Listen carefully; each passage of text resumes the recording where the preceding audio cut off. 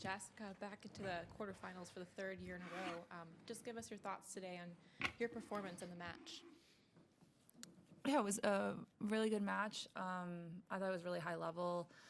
First set especially, got a little tricky there trying to close that first set out. Had some set points, had a weird point where I probably should have moved in, but I didn't know if she got it or not, and I was messing around. So it's tough when you play someone that has a lot of experience that it can flip a match. So I'm glad that I was able to fight and win that first set and then kind of go on a roll from there. Questions? Yes, Matt? You're the highest seed left in a Grand Slam. I don't think that's ever happened before, has it? And what does that feel like? As me being the highest seed left? Probably not, no. Since this is, my highest seeding, I think. That's it. Yeah, interesting feeling, I guess. I still don't really feel like that because, I look at the draw and there's still girls that, today she won, French Open. You have Rybakina, who won Wimbledon last year. You have Biko, who does really well here. Caroline won the championship. So, it doesn't really feel like I'm the highest left, even though that's, I guess, a cool stat. It feels like there's still a long ways to go, to be honest. Howard? How do you sort of balance, I guess, in your mind, the accomplishment of reaching the quarterfinals yet again with, okay, I've done this, I'm hungry to take that next step? Yeah, I definitely want to obviously reach a semi. Will be my first semi. I definitely think, I have a great shot here. I think I'm playing probably my all around throughout the whole tournament. I've been playing the best I have than any of my other Grand Slam quarterfinals. So that I think helps. I think I feel more experienced coming in here. I think my win today will give me, a lot of confidence. But again, it's always a new day, a new match, and new conditions, new everything. So you never know how you're really going to feel. But I would say I definitely feel very confident, going into this quarterfinal that I'm playing the best tennis, and I have a very good chance of making a semi. And I'm excited about that. I'm excited about trying to get through to that, to get to a semi would be amazing. I can't believe I've made quarters here 3 years in a row. It's gone by so fast. It feels like I was just here last year, doing all of this. So I'm really proud of myself how I've been able to take it one match at a time. Courtney? Just on today's match, just with Krejcikova and the way that she plays her tennis, just clean striking, and can be a tough thing to solve when she's playing well. What did you tactically feel like you needed to do going into this match, and did that shift at all as the match went on? I definitely think what I thought I had to do is what I needed to do, and I thought I did it pretty well throughout the match. It was kind of, I think the court felt a little bit faster than the other courts, which I think helped me a lot. Tried to not give her a lot of time to set up and kind of angle me off the court where she can work the point really well. And I think her court sense is really good. And I've never played her before in singles, I don't think. But I could definitely see now how she won French Open and has gone on streaks where she's beating a lot of people.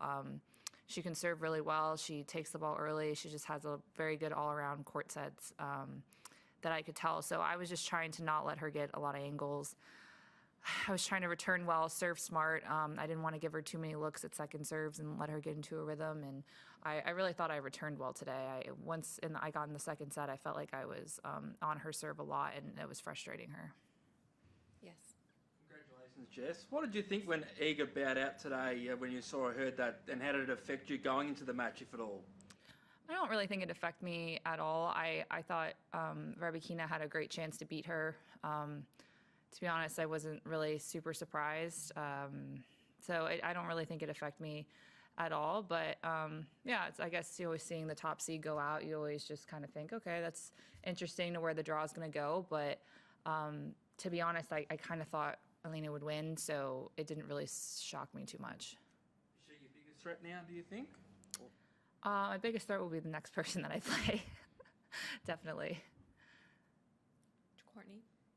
In terms of just managing now, obviously you've been in the quarterfinal stage, trying to get past that. You're a favorite in this quarterfinal, which is also, I think, new for all the quarterfinals that you've played before. So it's a little bit different. How do you manage that? How does the experience of hitting this stage multiple times play into the next round? Yeah, it's weird being a favorite. Again, like I said, I don't really feel like a favorite because I'm going against people that have had more success than me. But I guess currently, seeding wise, it seems like I'm the favorite. I don't even. What was your main question? Just, I mean, is it different this time Yeah. playing this quarter? Because in the past it's been Iga or Ash, Yeah. pretty much. And Yeah, I would say it feels different. It's nice that I don't have to play either two of them when they're really hot, like, right in a quarter. I think, maybe if I would have played someone else, who knows, maybe I would have already had a semi. But yeah, it feels, I don't know, I guess I feel more confident. I feel more experienced being in this position. We'll still have a tough next match, no matter what. But I think I definitely feel maybe a little bit more settled than I have in the past in those tournaments. Matt? Said something interesting in her, I think it was after her first round match, where she was in some trouble and she told herself, be the number 2 player in the world and go win this. Do you have moments where you say that to yourself, where it's tight and you're at the point where you can tell yourself you're the number 3 player in the world? Let's exert that. I don't know if I exactly tell myself, but I definitely think that as you get ranked higher and you're put in these positions and you play these girls that maybe aren't ranked as high or whatever, you definitely have a sense of like that feeling, like, okay, I'm number 3, I'm number 2, I'm number 1. Like, I don't know what it is. I don't know if it's just you kind of just start oozing more confidence, and I think a little bit of an intimidation factor too. Like, you kind of know that, okay, they're gonna still make mistakes, they're gonna still make errors, that you feel confident that you can step up and take control of the match, I guess is that feeling. And that definitely is something I would agree, like, she's done very well in those types of matches, and that I think I've done very well, that a lot of the top 10 players do very well in those situations. Is I don't know, you just kind of know you belong, and you kind of think that they don't in a way. And whether it works or not, I don't know, but you get that feeling as you start playing those types of matches. And it's hard to get to that feeling, and you hope you always get to that feeling all the time and that it works. But I think it's definitely something that comes along from experience and winning big matches. Question here? As you get ready to try to do something you haven't done before and reach a semi, will playing doubles tomorrow help take your mind off it? Probably. Again, I like playing because I think it takes my mind off. It helps me focus on that match, what I have to do in that match, and keeps my brain kind of in that mode of competing and problem solving. So I definitely think it'll be fun. I am glad that I can just come back and play doubles tomorrow. I think that works for me. It'll definitely, be better than sitting around all day, just kind of finding things to stress out about. Nick? Hey, Jess, way back here. Courtney was asking you about, the specific quarterfinal situation, but you being in your late 20s and having all the experience, all the challenges that you've had in your career, the different peaks and valleys, do you feel like that pays dividends when you get to a stage where you are now and in a Grand Slam quarterfinal?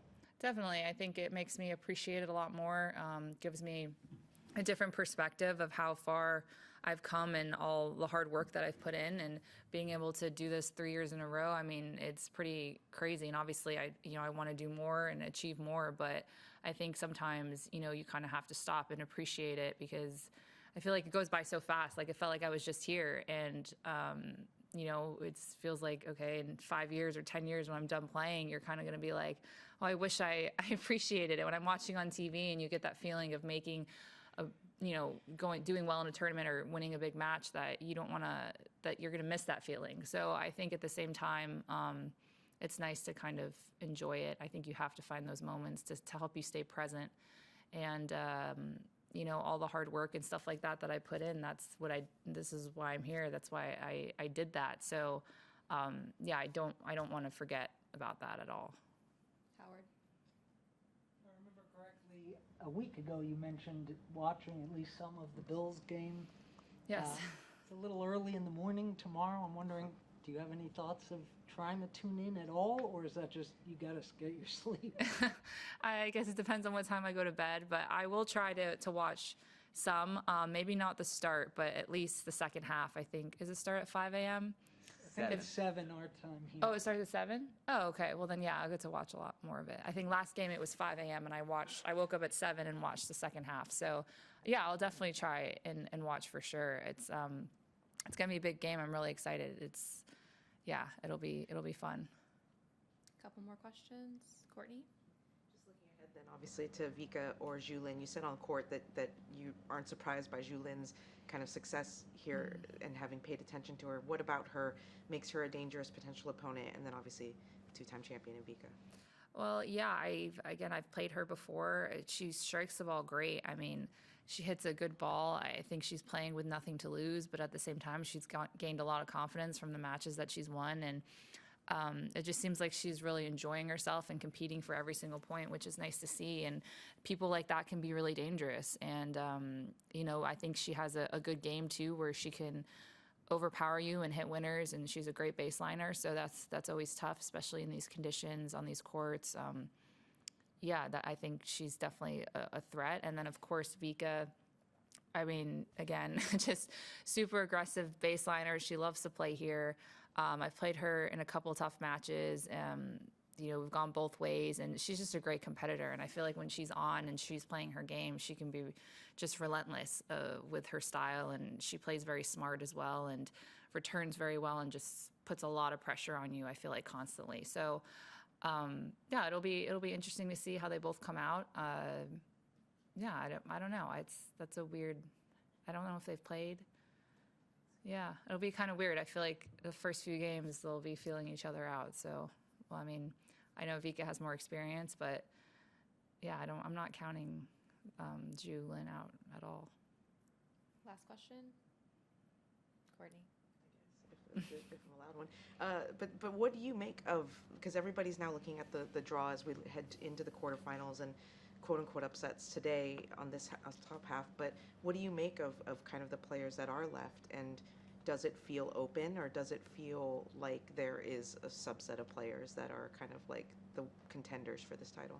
I mean, I don't know. Like, again, I forgot Ostapenko is slam champion as well. I mean, there's so many people, I think, that are playing well and also have big games where they can really kind of take you off the court, like Garcia, Sabalenka, Rybakina, Ostapenko. Like, those are all people that when they're on, it's really tough to beat them. So, I don't know. There's a lot of interesting matches. I feel like it's just whoever kind of plays their best that day, but everyone's got big, aggressive games. And, I think there's going to be a lot of, intense matches with the way everyone plays. Everyone's pretty, aggressive. They're going to be going for their shots no matter what.